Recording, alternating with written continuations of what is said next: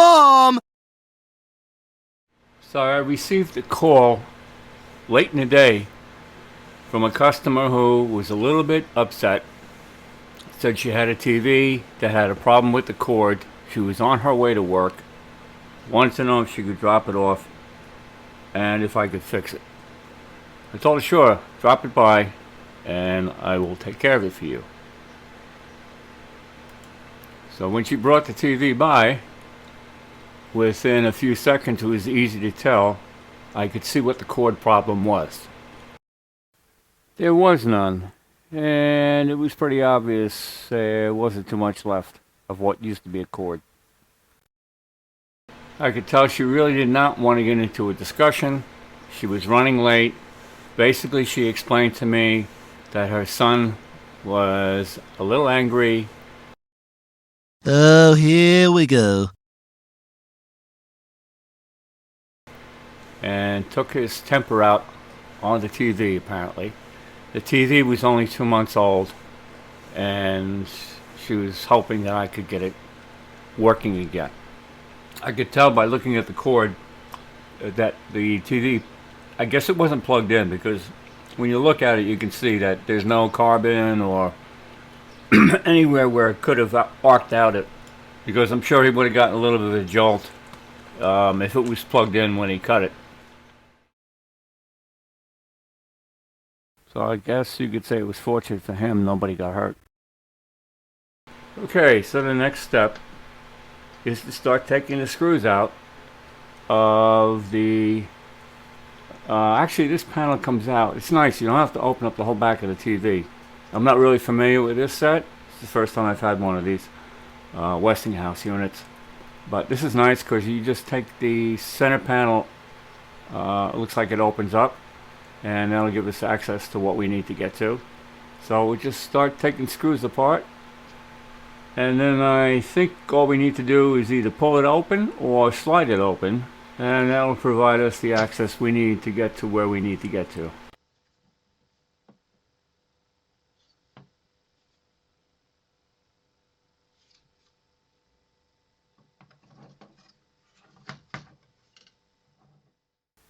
Okay, now we've got this open. Just giving the main board a quick glance over while checking things out. I don't see anything else blown up. Everything else looks pretty good. I don't see any indications that there were a problem anywhere else on the board, so I think we're okay with just having to do a cord replacement on this. And once I get this removed and see what I have to deal with, I will go from there.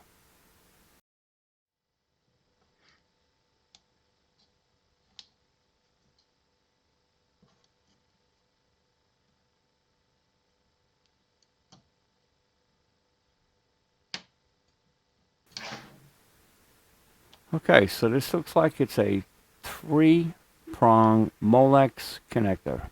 It's not something I would have in stock, so I'm going to have to special order an OEM replacement. Alright, so now that we've got it all apart, and I can see what we've got and what we don't have, I'm going to finish taking the rest of it apart, and then once I have the remnants removed, I'm going to put the good stuff off to the side and save it just in case there's something there that I might need later on. Hopefully the cord will show up, we'll put it in, and that'll be the end of it.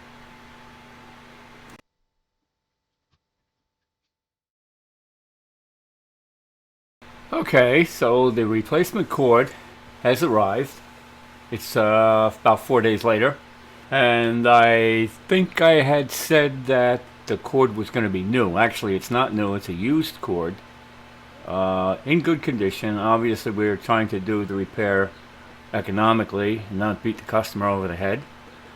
So unfortunately I noticed when the cord came that the transition piece that goes through the TV is not with the cord, so I'm going to have to reuse the original one, and make it all work. Yeah, I honestly don't understand how you could take the cord out without having that piece attached to it. It's just something that caught me by surprise. But I'm not going to go through the hassle of sending it back and then waiting for another cord and go all through that uh, and waste more time. I'm just going to take the original one, clean it up carefully, prep it, and then reuse it to put the cord through the unit properly.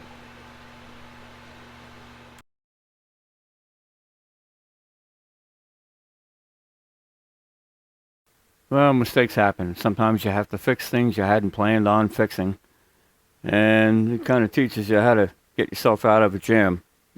So, what should have been a half-hour repair is now going to be at least an hour repair. But I can't beat myself up too much, right? Well, we all learn from our mistakes, right? So, hopefully this doesn't happen again. And I have to just try and be a little more careful next time.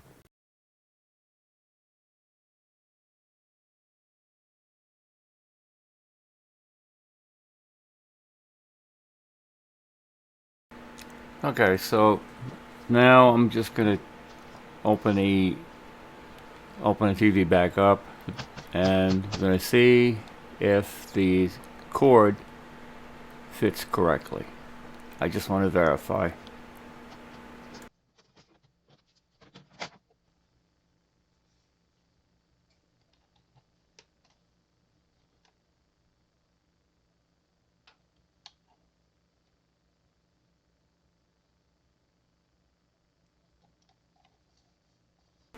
Okay, that's exactly what we wanted. Perfect. It fits. All right, now it's on to making the repair of the piece that didn't come with the cord.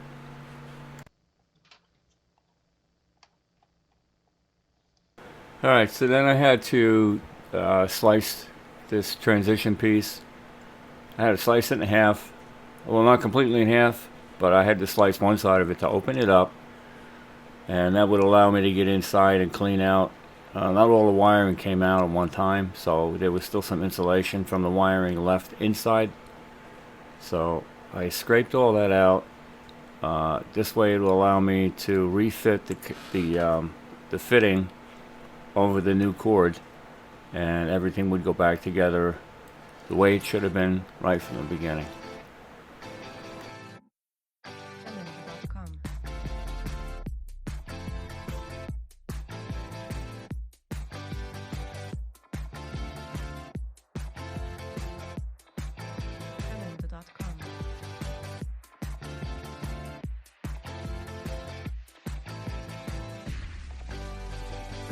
So it's kind of unfortunate that this happened, but things do happen. I guess I wasn't paying attention, or maybe I just assumed that everything was going to come intact, not thinking to ask or verify what exactly I was getting.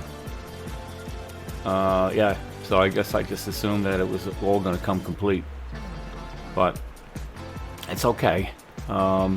The good thing is this teaches us how to fix things when they're not right. And this is actually very simple repair, so even if somebody was thinking about whether they wanted to get into the repair business, this would be a great project to start out with. It's very simple. You don't have to have anything special other than a screwdriver, a knife, and some glue, basically. And from there you can decide if it's something you enjoy doing or not. And if you do decide to keep doing these type of projects, well, actually, this is probably a good way to start out. You don't need to buy a lot of equipment, and you can buy your equipment a little bit at a time, depending on what kind of repairs you take on, without being overburdened with equipment you don't need. That's probably the best way to go when you're starting out. That way you just buy your equipment as you go. You don't want to get in over your head, and that's the best way you can do it, really. It's just do it a little at a time. This way you don't get in too far, too deep, and you can use some of the profits that you make to buy a piece of equipment each time you do a project. Yeah, so projects like these are, well, let's be honest, it's almost like changing a light bulb, if you really want to talk about it. If it hadn't been for this little minor screw up, if you want to call it that, this would have been, a half-hour repair. It just take the old cord out, put the new one in, and it probably would take more time to take the TV apart than it would to actually change the cord itself. But anyway, I'm gonna get back to getting this cord taken care of, and you might want to grab yourself a cup of coffee or a cold drink. This is going to take a little bit of time.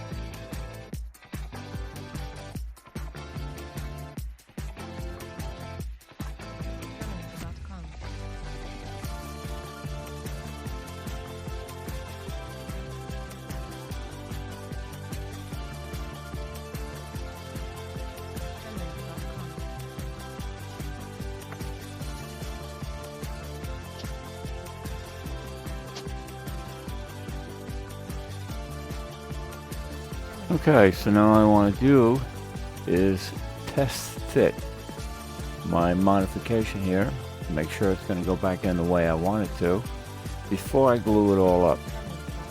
So let's give it a shot, see how it works.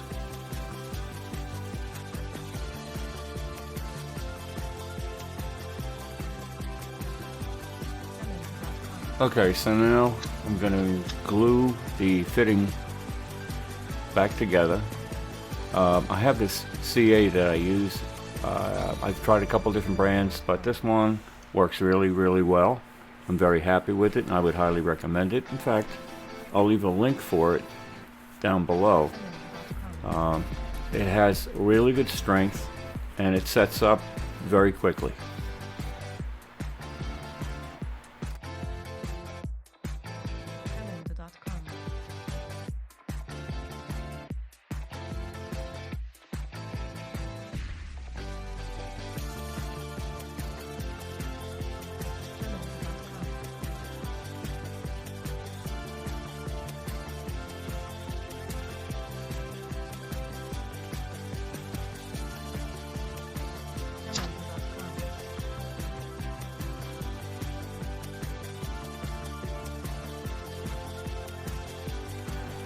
Okay, now that the glue is set, it's time for reassembly.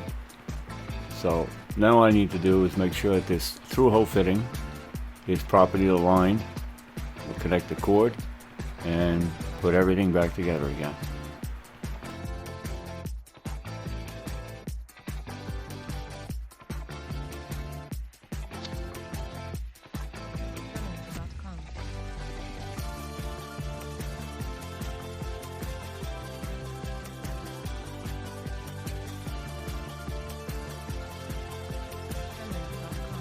Okay, so it's a little bit tricky, but it can only fit one way, and I've got to try and figure that out right now.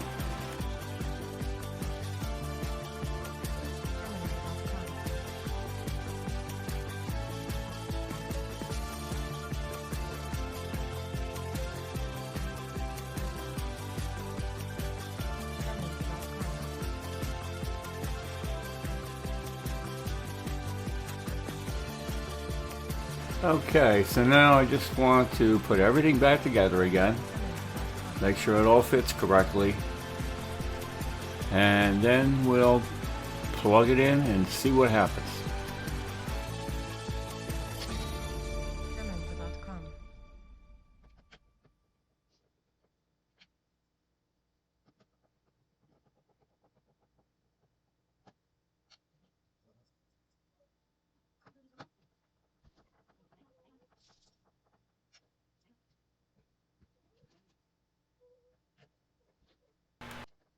Okay, now it's all back together again, and it looks like original. Let's plug it in and see what happens.